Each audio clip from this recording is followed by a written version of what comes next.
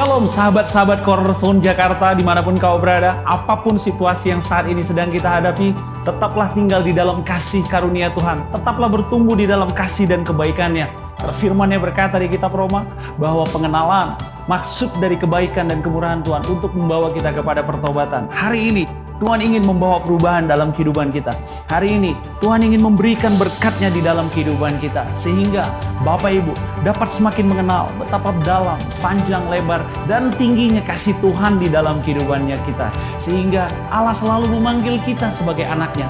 Bahkan Dia berkata bahwa kita adalah biji matanya Allah. Dan siapa yang menyentuh kita, itu sama dengan menyentuh biji matanya Allah. Kita adalah orang-orang yang sangat dikasihi Allah di dalam Yesus Kristus.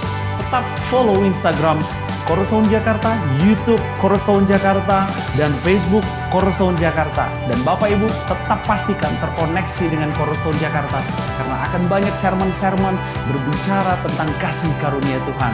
Tuhan Yesus memberkati kita, Tuhan Yesus mengasihi engkau. See you and God bless you.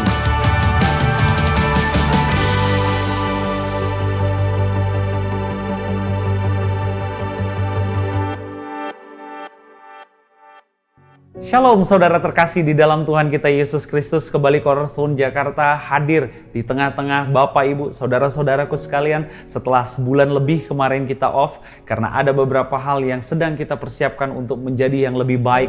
Kita mencoba memperbaiki beberapa channelnya kita, agar Bapak Ibu dapat menikmati firman Tuhan dalam kondisi dan situasi dan tampilan yang lebih baik. Hari ini kita akan menjadi hari pertama kita di bulan Juli 2021 untuk menyampaikan kabar baik firman Tuhan di tengah-tengah Bapak Ibu. Sebelum memulai, saya mau mengajak Bapak Ibu semua untuk bersatu di dalam doa. Bapa yang kekal dan kami kenal dan kami sembah di dalam nama Tuhan kami Yesus Kristus. Terima kasih Tuhan, lebih dari 6 bulan sudah Kau bawa kami di tahun 2021 ini. Kami percaya Tuhan, hanya karena tangan kanan-Mu yang kuat yang memegang kami, maka kami masih bisa melewati pertengahan tahun pertama ini. Terima kasih Tuhan, kami sangat excited untuk melihat paruh kedua di tahun 2021 ini. Karena kami tahu Tuhan, ada hal baik yang Kau sediakan, ada perkenanan yang Kau berikan, ada berkat yang baru yang Kau sediakan bagi kami, dan ada kesehatan, ada kesembuhan, ada pemulihan. Terima kasih Tuhan, kami menyerahkan hati dan pikiran kami ke dalam tangan-Mu, agar setiap firman Tuhan yang kami dengar hari ini dapat menjadi sesuatu yang baik, bukan hanya bagi tubuh kami, tapi bagi jiwa dan roh kami.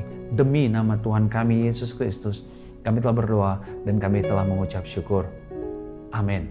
Bapak Ibu, hari ini kita ingin belajar satu tema yang baru, dan sermon berikutnya kita akan belajar. Jadi ini akan menjadi dua sermon dalam satu tema. Kita mau belajar berbicara tentang hal ini belum pernah kita bahas secara detail di sermon-sermon sebelumnya di tahun lalu, di tahun 2020. Hari ini kita ingin berbicara tentang bahwa orang benar dikelilingi oleh malaikat-malaikat.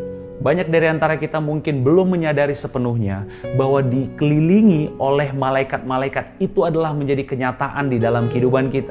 Mungkin banyak orang percaya yang belum terlalu menyadari bahwa setiap kita, orang benar, orang yang percaya kepada Yesus, pasti dikelilingi oleh malaikat-malaikatnya Tuhan. Wow, apakah ini benar, Mario? Apakah ini hanya sebuah cerita saja? Apakah ini hanya sebuah istilah saja? Tidak, tetapi ini real dan ini adalah kebenaran. Hari ini kita mau belajar firman Tuhan dari Mazmur 91. Saya harap Bapak Ibu tetap membawa Alkitab. Mazmur 91. Apa yang menjadi ayat sentralnya kita hari ini ada di ayat 11 dan ayat 12. Hari ini kita mau belajar dari Mazmur 91 ayat 11 sampai 12. Ini menjadi ayat sentralnya kita hari ini. Saya bacakan bagi Bapak Ibu. Mazmur 91 ayat 11. Sebab malaikat-malaikatnya akan diperintahkannya kepadamu untuk menjaga engkau di segala jalanmu.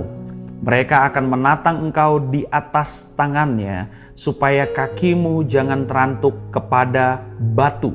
Ayat ini jelas berkata, sebab malaikat-malaikatnya, malaikat-malaikat Tuhan diperintahkan Tuhan untuk menjaga engkau. Siapa engkau di sini? Saya dan Bapak Ibu, saudara-saudara yang telah ditebus oleh Yesus, di segala jalanmu. Ayat 12, Mereka, siapa mereka? Malaikat-malaikat tadi akan menatang engkau di atas tangannya supaya kakimu jangan terantuk kepada batu. Sebelum kita masuk ke cerita ini, sebelum kita membahas lebih dalam tentang Mazmur 91 ayat 11 sampai 12, kita ingin flashback sedikit. Kita akan cerita sedikit, membuka Alkitab kita dari kitab 2 Raja-Raja 6. Mari kita sama-sama buka di kitab 2 Raja-Raja 6. Berbicara apa yang terjadi kepada Elisa dan bujangnya. 2 Raja-Raja 6. Di kitab 2 Raja-Raja 6 dikatakan demikian Bapak Ibu. Di kitab 2 Raja-Raja 6, kitab 2 Raja-Raja 6 dikatakan bahwa ayat 24 dikatakan bahwa tindakan Elisa pada waktu Samaria dikepung. Jadi ini adalah tindakan Elisa pada saat Samaria dikepung. Yang menjadi ayat sentralnya kita ada di ayat, kita buka sama-sama. 2 Raja-Raja 6 ayat yang dari 2 Raja-Raja 6 ayat mulai dari ayat 18. Mulai dari ayat 8 sampai 17. 2 Raja-Raja 6 mulai ayat 8 sampai 17. Tindakan Elisa dalam peperangan melawan Aram. Tindakan Elisa dalam peperangan melawan Raja Aram. Saya baca sedikit ayat 8. Raja negeri Aram sedang berperang melawan Israel. Ia berunding dengan pegawai-pegawainya lalu katanya, ke tempat ini dan itu haruslah kamu turun menghadang. Tetapi abdi Allah menyuruh orang kepada Raja Israel mengatakan, awas, jangan lewat dari tempat itu sebab orang Aram sudah turun menghadang ke sana. Jadi pada saat itu Raja Aram sedang menyusun suatu strategi untuk menghancurkan bangsa Israel. Jadi dia memberikan instruksi, ke tempat ini dan itu haruslah kamu turun menghadang mereka. Tetapi abdi Allah di sini adalah Elisa. Dia mengetahui apa yang dirancangkan oleh Raja negeri Aram tadi. Sehingga dia berkata di ayat 9, tetapi abdi Allah menyuruh orang kepada Raja Israel, kamu jangan ke tempat itu, karena mereka nanti Raja Aram itu akan pergi ke tempat itu. Sehingga apa yang terjadi? Ayat 10, sebab itu Raja Israel menyuruh orang-orang ke tempat yang disebutkan abdi Allah. Jadi Raja Israel patuh terhadap Elisa.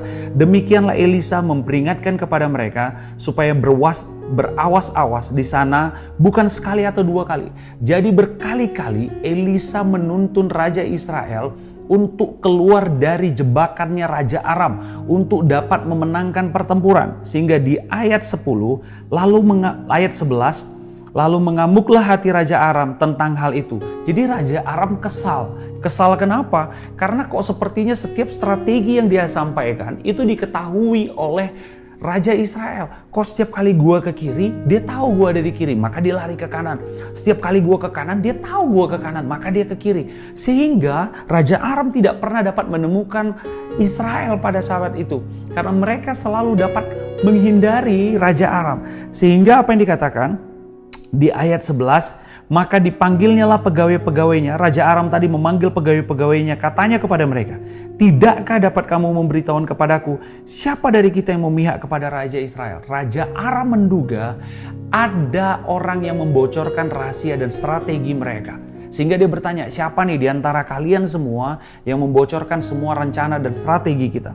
Ayat 12, tetapi berkatalah seorang pegawainya, tidak tuanku Raja, melainkan Elisa, nabi yang di Israel. Dia yang memberitahukan kepada Raja Israel tentang perkataan yang diucapkan oleh tuanku di kamar tidurmu. Jadi ada pegawai Raja Aram yang bilang gini, bukan, gak ada, dari kita itu gak ada pengkhianat. Tetapi memang ada satu abdi Allah namanya Elisa. Dia yang selalu memberitahukan kepada Raja Israel segala strategi. Dikatakan di apa Bapak Ibu? Tentang perkataan yang diucapkan oleh tuanku di kamar tidurmu. Jadi apa yang diucapkan oleh Raja Aram di kamar tidurnya, itu bahkan diketahui oleh Elisa. Sebelum kita masuk ke inti dari materi kita hari ini, saya ingin menyampaikan Bapak Ibu. Jika ada orang-orang yang berniat tidak baik di dalam engkau, bahkan dia mungkin sudah menyusun rencana-rencana yang begitu jahatnya, bahkan dia mungkin berencana untuk hal-hal yang tidak baik dalam kehidupanmu, dan bahkan dia menyembunyikan rencana tadi sampai di tempat yang sangat private, yaitu di kamarnya. Kabar baiknya, Allah tetap akan melindungi engkau. Allah melalui Roh Kudus yang ada di dalam kau, Dia akan memberitahukan kepada engkau segala siasat dan rencana buruk orang yang mencoba menjebak engkau, orang yang mencoba merugikan engkau, orang yang mencoba mengambil daripada engkau, orang yang coba mengambil keuntungan dari situasimu. Amin. Bahkan di tempat yang tersembunyi pun Dia menyusun rencananya. Lihat, Allah tidak diam. Bahkan Elisa tetap mengetahui apa yang menjadi rancangan Raja Aram tadi. Kita lompat ke ayat berikutnya. Di ayat ke-13 dikatakan, berkatalah raja, pergilah melihat di mana dia, supaya aku menyuruh orang menangkap dia. Lalu diberitahukannya lah kepadanya, dia ada di Dotan, bahwa Elisa sedang berada di Dotan. Ayat 14, maka dikirimnyalah ke sana kuda serta kereta dan tentara yang besar. Jadi Raja Aram begitu menginginkan Elisa untuk mati, sehingga dia mengirimkan tentara dalam skala yang sangat besar. Sampailah mereka pada waktu malam, lalu mengepung kota itu. Bayangkan, untuk mengejar satu orang abdi Allah, yaitu Elisa, raja harus mengerahkan satu pasukan yang sangat besar dan mengepung satu kota. Nama kota tadi adalah Dotan. Ayat 15, ketika pelayan abdi Allah bangun pagi-pagi, jadi situasinya, backgroundnya ini sudah pagi Bapak Ibu. Berarti semalam-malaman tadi, para tentara Raja Aram tadi mengelilingi kota tadi dan menunggu Elisa untuk keluar. Ketika pelayan abdi Allah bangun pagi-pagi dan pergi keluar, maka tampaklah suatu tentara dengan kuda dan kereta ada di sekeliling kota itu. Jadi sangat terlihat. Jadi begitu jelasnya bahwa begitu abdi Allah tadi keluar dari tempat dari rumahnya, yang dia lihat adalah sekelompok pasukan yang luar biasa besarnya. Sehingga apa dikatakan? Lalu berkatalah bujangnya itu kepadanya, celaka tuanku, apakah yang akan kita perbuat? Elisa memberikan satu jawaban yang sederhana, ayat 16. Jawabnya, jangan takut, sebab lebih banyak yang menyertai kita daripada yang menyertai mereka. Ayat 17, lalu berdoalah Elisa, ya Tuhan, bukalah kiranya matanya supaya ia melihat. Maka Tuhan membuka mata bujang itu sehingga ia melihat. Tampaklah gunung itu penuh dengan kuda dan kereta berapi sekeliling Elisa. Perhatikan baik-baik. Bujangnya Elisa dan Elisa melihat dua hal yang berbeda. Bujangnya pertama kali yang dia lihat adalah banyaknya pasukan tentara Raja Aram yang mengepung kota Dotan. Itu yang dilihat oleh bujangnya Elisa. Tetapi Elisa dalam kondisi yang belum bangun, yang dia lihat bukan tentara Raja Aram, tetapi yang dia lihat apa dikatakan di sini Bapak Ibu? Dijawab Elisa, jangan takut, sebab lebih banyak yang menyertai kita. Siapa yang dimaksudkan Elisa di dalam ayat ini? Itu dituliskan di ayat 17 di bagian akhir. Tampaklah gunung itu penuh dengan kuda dan kereta berapi sekeliling Elisa. Ini berbicara tentang malaikat. Dua pribadi, bujangnya Elisa dan Elisa, mereka melihat dua hal yang berbeda. Bujang Elisa melihat masalah, tetapi Elisa melihat perlindungan Tuhan. Bujangnya Elisa melihat keterbatasan, tetapi Elisa melihat ada suplai perlindungan. Bujangnya Elisa melihat ada trouble, ada kendala, ada situasi yang sulit. Tetapi Elisa melihat ada penyertaan dan perlindungan Tuhan. Wow. Ini saatnya Bapak Ibu, di tengah situasi pandemik yang seperti ini, kita tidak fokus kepada apa yang kita lihat dengan mata kepala kita. Bujangnya Elisa terlalu fokus dengan apa yang dia lihat, apa yang dia dengar. Mungkin dia mendengar derap kuda yang begitu hebat. Karena pasukan itu begitu besar mengelilingi kota Dotan. Sehingga dia terbangun dan dia takut ketika dia melihat. Tetapi Elisa dapat tidur nyenyak karena dia melihat di dalam spirit, di dalam roh, bahwa lebih banyak yang menyertai kita. Elisa menyadari betul bahwa jumlah malaikat Tuhan yang menyertai dia lebih besar dari jumlah pasukan raja yang dikirim oleh Raja Aram untuk mengelilingi kota Dotan. Ini apa yang dapat kita ambil dari cerita ini Bapak Ibu? Ini saatnya. Mungkin saat ini banyak dari antara kita yang dikepung oleh masalah. Mungkin ada yang memiliki masalah keuangan, ada yang memiliki masalah kesehatan, ada yang memiliki masalah pekerjaan, ada yang memiliki masalah bisnis usaha. Apapun masalah yang sedang Bapak, Ibu, Saudara hadapi saat ini, saya ingin memberitahu kabar baik. Lebih banyak yang menyertai kita. Kalau engkau melihat sepertinya saat ini di depanmu ada 10 masalah, 11, 15, 20, bahkan mungkin ratusan masalah. Ingat satu hal, bahwa lebih banyak yang menyertai kita. Akhirnya Elisa berdoa kepada Tuhan. Yang didoakan Elisa bukan agar tentara Aram itu hancur dan mati dan ditumpas. Yang didoakan Elisa justru adalah bujangnya. Makanya di ayat 17 dikatakan tadi, lalu berdoalah Elisa, ya Tuhan, bukalah kiranya matanya supaya ia melihat.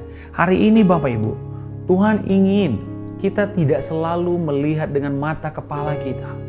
Tetapi Allah ingin melihat kehidupan ini dari perspektif roh, dari perspektif spiritual, dari perspektif firman Tuhan. Benar, pandemi ada. Benar, virusnya ada. Tetapi kebenarannya adalah tulah dan malapetaka tidak akan mendekat kepada kemahmu. Perlindungan yang diberikan Tuhan 24 jam sehari, 7 hari seminggu, dan sepanjang tahun. Perlindungan Tuhan, aku sekali-kali tidak akan meninggalkan engkau. Yes, dan perlindungan Tuhan ada di dalam firman-Nya. Dan Allah telah memberikan dan menyuruh, memerintahkan. Di ayat 11, kalau kita kembali nanti ke Mazmur 91, kita buka kembali sebentar ke Mazmur 91. Di Mazmur 91 ayat 11 dikatakan, sebab malaikat-malaikatnya akan diperintahkannya. Jadi Tuhan telah memerintahkan malaikat-malaikatnya untuk melindungi dan menyertai kita. Amin. Kalau engkau mengerti sampai di saat ini, di kolom komen kau boleh tuliskan, aku percaya malaikat Tuhan menyertaiku dan melindungiku. Bapak Ibu, kalau Bapak Ibu buka di kitab Yesaya, kita buka sama-sama sekarang Yesaya 54. Di kitab Yesaya 54, di kitab Yesaya 54 dikatakan demikian. Yesaya 54 ayat 17 dikatakan demikian, Yesaya 54 ayat 17, setiap senjata yang ditempa terhadap engkau tidak akan berhasil. Ya, dan setiap orang yang melontarkan tuduhan melawan engkau dalam pengadilan akan engkau buktikan salah. Inilah yang menjadi bagian hamba-hamba Tuhan dan kebenaran yang mereka terima daripadaku. Demikianlah firman Tuhan. Setiap senjata yang ditempa terhadap engkau tidak akan berhasil. Pertanyaannya, apakah ada senjata yang ditempa terhadap orang-orang percaya? Ada. Iblis setiap hari menempa senjata-senjata untuk menyerang kita. Baik kesehatan kita, baik finansial kita, baik masalah ketenangan hati. Dia mencoba terus melempar hal-hal yang tidak baik. Dia mencoba melemparkan tuduhan-tuduhan terhadap kita. Yes, ada senjata-senjata yang ditempa oleh iblis untuk menyerang kita. Janjinya Tuhan, kabar baiknya adalah setiap senjata yang ditempa terhadap kita tidak akan berhasil. Ini jaminan Bapak Ibu. Ini bukan sekedar guyon-guyon Tuhan menuliskan firman ini dan merasa bahwa ya percaya boleh, percaya nggak percaya. Tetapi ini adalah kebenaran firman Tuhan. Malaikat-malaikatnya telah diperintahkannya kepada engkau dan aku untuk menjaga kita. Kita balik sebentar, kita masuk ke perjanjian baru. Waktu Yesus berbicara, waktu Yesus dicobai, kita buka sama-sama sebentar di kitab Matius. Di kitab Matius Bapak Ibu. Matius 4, ini adalah cerita waktu Yesus pencobaan di padang gurun. Matius 4, dia dicobai beberapa kali, ada 3 pencobaan. Kita akan lompat di pencobaan yang kedua.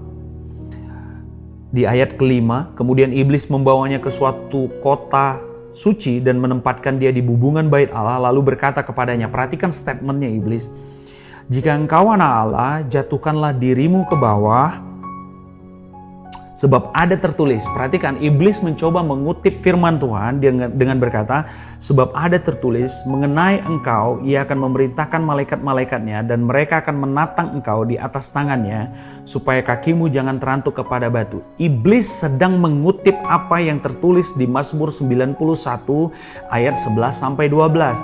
Tetapi jika Bapak Ibu perhatikan baik-baik, apa yang dikutip iblis di sini tidak sempurna. Bukan begini tulisannya. Kita kembali sebentar, kembali lagi ke Mazmur 91 ayat 11. Dikatakan, sebab malaikat-malaikatnya akan diperintahkannya kepadamu untuk menjaga engkau di segala jalanmu. Kalau iblis tadi cuma bilang gini, jika engkau anak Allah, jatuhkanlah dirimu ke bawah, sebab ada tertulis mengenai engkau, ia akan memerintahkan malaikat-malaikatnya dan mereka akan menatang engkau. Tidak, itu tidak komplit. Dikatakan harusnya adalah memerintahkan malaikat-malaikatnya untuk menjagai engkau di segala jalanmu. Itu dihilangkan oleh iblis. Karena di ayat 11 Mazmur 91 dikatakan untuk menjaga engkau di segala jalanmu. Jadi artinya apa Bapak Ibu?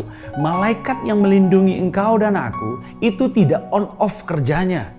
Dia menjagai kita di segala jalan kita. Tidak sekedar menjagai kita, tetapi menjagai kita di segala jalan kita. Yes, amin. Ini garansi, ini jaminan. Wow, is it real? Ya, inilah kebenaran. Inilah yang harusnya menjadi bagian kita orang-orang yang benar. Orang-orang yang telah dibenarkan di dalam Yesus Kristus. Iblis mencoba mengambil apa yang telah Tuhan berikan di dalam kehidupan kita Bapak Ibu. Dengan cara apa? Dengan cara memotong-motong firman Tuhan. Dia mencoba memotong-motong kebenaran sehingga seolah-olah itu tetap kebenaran. Kebenaran yang dipotong bukan lagi kebenaran Bapak Ibu. Kebenaran itu harus saya dan Bapak Ibu terima satu komplit, utuh. Kebenaran yang dipotong-potong tidak lagi menjadi sebuah kebenaran. Iblis mencoba untuk mengambil kebenaran tadi dan mencoba mengkatnya menjadi beberapa bagian. Sehingga kita seolah-olah mempercayai, ya Mario malaikatnya ada. Tapi tidak senantiasa salah. Malaikat Tuhan senantiasa melindungi engkau dan aku di segala jalanmu. Wow. Amsal 3. Kita buka sama-sama Bapak Ibu. Amsal 3 dikatakan demikian.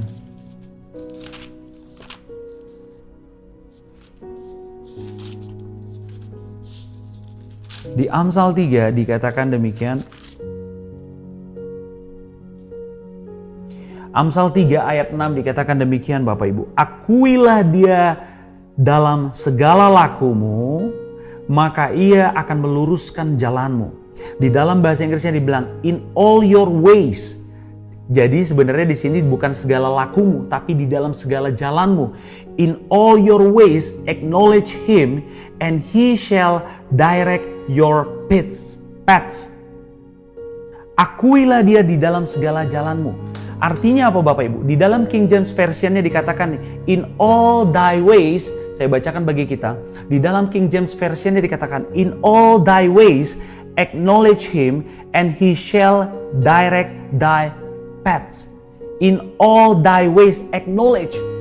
Jadi pada saat engkau melakukan segala sesuatu apapun itu, ingat, lihat situasi itu dari perspektifnya Allah. Knowledge dikatakan in all thy ways acknowledge him.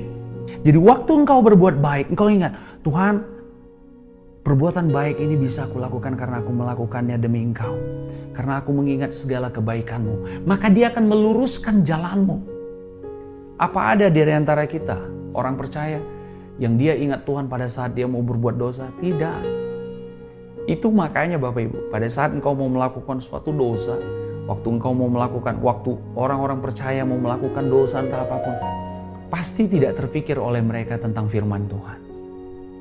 Waktu mereka mungkin mau korupsi, waktu mereka mungkin mau melakukan hal yang tidak baik, mana ada orang mau berbuat jahat, saya mau merampok rumah itu. Tuhan, aku mau merampok rumah itu, aku ingat tentang kebaikan dan kemurahan-Mu. Tidak. Tidak. Tetapi orang-orang yang melakukan kebaikan dan kebenaran di dalam Yesus Kristus, mereka adalah orang-orang yang mengakui Dia di dalam segala jalannya. Sehingga Tuhanlah yang akan meluruskan jalannya. Tuhan yang akan menuntun Bapak Ibu. Mungkin rencana kita bukan rencana yang sempurna, tapi kita belajar, Tuhan, aku melibatkan Engkau di dalam rencanaku ini. Pada saat kita melibatkan Tuhan, maka Tuhan akan meluruskan rencana dan jalan kita. Dan pada saat itu juga Bapak Ibu, Dia akan memerintahkan malaikat-malaikatnya untuk menyertai dan menjagai kita. Hari ini, terima kebenaran ini Bapak Ibu, bahwa setiap kita orang percaya, kita memiliki malaikat-malaikat yang melayani kita. Malaikat-malaikat itu melayani kita karena Tuhan memerintahkan mereka untuk menjagai kita sebagai orang-orang benar, orang-orang yang telah ditebus, orang-orang yang telah dikuduskan, orang-orang yang telah diselamatkan, orang-orang yang telah disembuhkan. Jadi hiduplah hari ini dengan situasi dan ketenangan, karena engkau tahu bahwa ada malaikat-malaikat Tuhan yang berkemah di sekeliling engkau, yang menjagai engkau, sehingga tenanglah engkau. Mungkin hari ini ada ribuan masalah yang mencoba mengepung kita. Sama seperti Elisa dan bujangnya tadi. Ada pasukan yang sangat besar yang mencoba mencederai mereka. Perhatikan baik-baik, jangan mau seperti bujangnya. Tapi jadilah pribadi seperti Elisa yang dapat melihat bahwa mereka telah dikelilingi oleh pasukan yang lebih besar. Jadi Bapak Ibu, pada saat engkau memiliki masalah, pada saat ada tekanan, pada saat ada intimidasi, pada saat ada sakit penyakit yang mencoba menyerang engkau dan aku, ingat bahwa yang menyertai kita lebih banyak. Sama seperti Elisa waktu berkata kepada bujangnya, tenanglah, yang menyertai kita lebih banyak. Jadi hari ini bukan masalah kita yang terlalu besar, bukan kesulitan kita yang terlalu besar, tetapi keterbatasan kita untuk melihat bahwa beribu-ribu malaikat Tuhan mengcover kita, beribu-ribu malaikat Tuhan menjagai kita. Hari ini saya ingin mengajak Bapak Ibu dimanapun kau berada, mulai belajar untuk tidak mempercayai apa yang kau lihat, untuk tidak mempercayai apa yang kau rasakan, tetapi mempercayai apa yang firman Tuhan katakan, tetapi mempercayai apa yang firman-Nya katakan tentang hidup kita. Bahwa hidup kita dilindungi, hidup kita di-cover, hidup kita diproteksi, hidup kita dikasihi Tuhan. Allah telah memberikan anaknya sebagai ganti dosa dan kesalahan kita. By His stripes, oleh bilur-bilurnya kita telah sehat. Hari ini yang saya dan Bapak Ibu butuhkan adalah firman Tuhan. Karena firman Tuhan itulah yang menggerakkan malaikat-malaikat Tuhan untuk memproteksi kita. Dan saya ingin mengatakan, selamat Bapak Ibu, selamat Bapak Ibu, bahwa engkau hari ini mengetahui bahwa ada berlaksa-laksa, ada ribuan-ribuan malaikat yang mengelilingi setiap orang yang percaya. Di sermon selanjutnya kita akan membahas lebih dalam seperti apa malaikat-malaikat tadi melindungi orang-orang benar. Jadi tetap bergabung, tetap mengikuti sermon selanjutnya karena akan ada hal yang baru yang akan disampaikan Tuhan melalui Cornerstone Jakarta kepada Bapak Ibu dimanapun kau berada. Yes, hari ini saya selesai berbicara dan kita akan bertemu lagi di dalam sermon selanjutnya. Dan sebelum menutup sermon ini, saya mau mengajak kita semua untuk bersatu di dalam doa. Terima kasih Tuhan, ada suatu jaminan, ada suatu kepastian yang Kau berikan dalam kehidupan kami, bahwa Engkau telah memerintahkan malaikat-malaikatmu untuk menjagai kami dan melindungi kami di dalam segala jalan kami. Dan hari ini Bapak, kami mengakui, kami mendeklarasikan bahwa kami percaya ada malaikat-malaikatmu yang memproteksi kami di dalam setiap segala jalan kami. Sehingga tulah dan malapetaka tidak akan dapat mendekat kepada kemah kami. Sakit penyakit tidak akan dapat mendekat kepada tubuh kami. Karena kami percaya Kau telah melindungi kami. Dan kami percaya Engkau telah memproteksi kami. Demi nama Tuhan kami Yesus Kristus, kami telah berdoa dan kami telah mengucap syukur. Amin. Saya Mario Martin Gultom berhenti berbicara hari ini Bapak Ibu. Kita bertemu lagi di dalam sermon selanjutnya. Masih berbicara tentang orang benar dikelilingi malaikat-malaikat. Sampaikan kabar baik ini ke banyak orang. Sampaikan kabar baik ini ke sanak saudara kita. Agar semakin banyak orang percaya dapat menyadari dan mengetahui bahwa setiap orang benar, setiap orang percaya kepada Yesus, Allah telah memberikan malaikat-malaikatnya untuk menjagai kita di dalam segala jalan kita. Tuhan Yesus memberkati engkau. Tuhan Yesus mengasihi engkau. God bless you and see you.